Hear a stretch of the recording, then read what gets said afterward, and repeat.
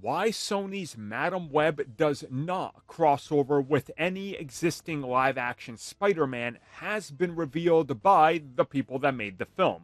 So let's hear their reasoning.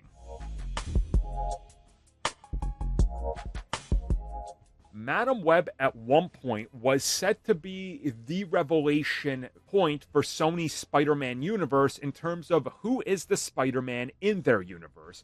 Now, at one point, this was also supposed to happen in Kraven, and at one point it was supposed to happen in Venom 2 and Morbius, but of course, every time they pull back on it. Venom 2 is the closest we got to it, due to the acknowledgement of the MCU and the back and forth, but of course, Madam Web was at one point written to reveal that the Amazing Spider-Man was there, and then they pivoted at some point, I guess, discussed possibly Raimi's. That didn't work out, and then they were like, well, Tom Holland's, clearly. But they didn't realize that none of the actual, setting of the film and the time period it's set in actually matched up to any Spider-Man. So they scrapped all that. Well, the producer of the film recently revealed that they decided that the story here should not attach to any of those because they didn't want baggage.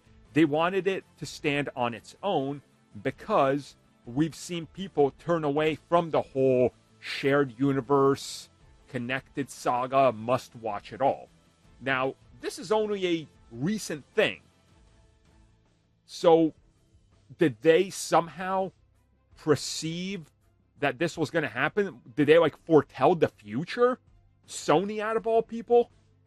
If Sony out of all people wants me to believe this, then why can't they tell the Hypno Hustler, Night Garb, whatever his name is, Jackpot, and El Muerto are going to do worse than anything they've put out so far?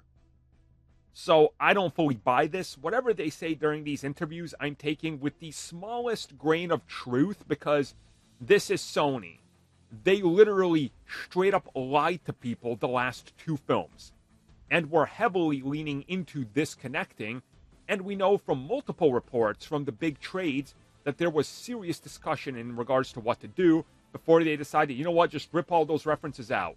And according to everything we know, and people that have seen the film, we've all talked about it, there's definitely missing pieces here. So something was cut. Quite obviously. But Sony will never admit it.